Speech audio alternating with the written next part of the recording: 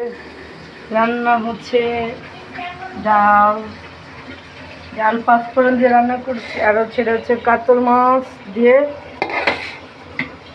এই 3 পদের সবজি নিচ্ছে, আলু, বেগুন, তারপর হচ্ছে কাঁকরোল আর পেঁয়াজ, এগুলো দিয়ে।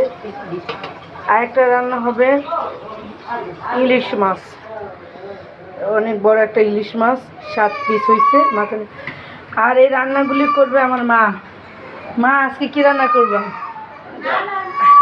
কাতল মাছের ঝোল, বাঙালি খাবার, পটল, কাঁকরোল, বেগুন, তারপরে আলু, তারপরে পেঁয়াজগুলো কই মা? পেঁয়াজ, হলুদ, হলুদ, এই যে পেঁয়াজ দিয়ে আজকে ইলিশ মাছ কেমনে রান্না? ইলিশ মাছ কাঁচা পেঁয়াজ বাজিয়ে কাঁচা বোনা করুন। আচ্ছা, পেঁয়াজ দিয়ে কাঁচা বোনা করবে ইলিশ মাছ। আমার মায়ের ডাল, আমার মার হাতে রান্না অনেক মজা। আমের ডাল, আর ডাল রান্না হচ্ছে আম দিয়ে। তো আজকে শুক্রবার, সে অনুযায়ী এক একজন এক এক জায়গায় বসে আছে। আমাদের ডাল রান্না হয়ে গেছে, আমার মা ডাল নিয়ে আসছে। আর আসলে যে আমাদের রিনা বসে আছে ঘুমটা দিচ্ছে। রিনার পেঁয়াজ কাটতে কাটতে কিন্তু খেয়েছে, বেচারে কানতে কিনতেছে। আচ্ছা, কেউ মারতে হইলে মারা লাগবে না, এই 2-3টা পেঁয়াজ কাটতে দিলেই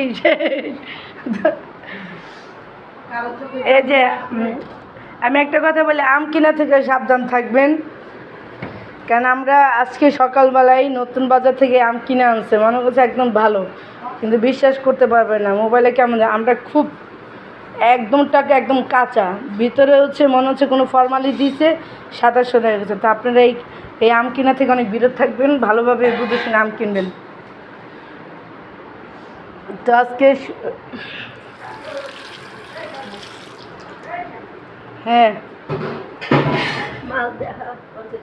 এই যে মা মাছ দিয়া দিছে। তো আমার মা রান্না অনেক মজার, কেউ যদি খেতে চান কমেন্ট সেকশনে জানাবেন। এই যে লবণ মনে হয় কম হয়েছে, একটু লবণ দেবো। মাঝে মাঝে আমার মা কিন্তু পান খায়, তো সেজন্য আর কি মাঝে মাঝে লবণ বোঝে না। যারা পান খাওয়া মানুষ লবণ আসলে মাঝে মাঝে বোঝেন একটু বেশি হয়। তো আপনারা দেখতে থাকুন, লাইক কমেন্ট শেয়ার করবেন। আর আজকে আমার ঘরের ভিডিওটা কেমন হতেছে আপনি ইয়ে করবেন। আর পানি ভাত বসায় দিছে।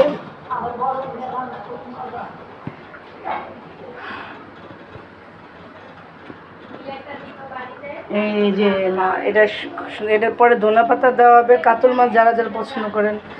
আর ইলিশ মাছটা তো দেখাইছে, আবার দেখাচ্ছে যে মাছটা একদম তাজা ছিল, খুব ফ্রেশ মাছ ছিল। এই যে ইলিশ হচ্ছে আমাদের বাংলাদেশের জাতীয় মাছ।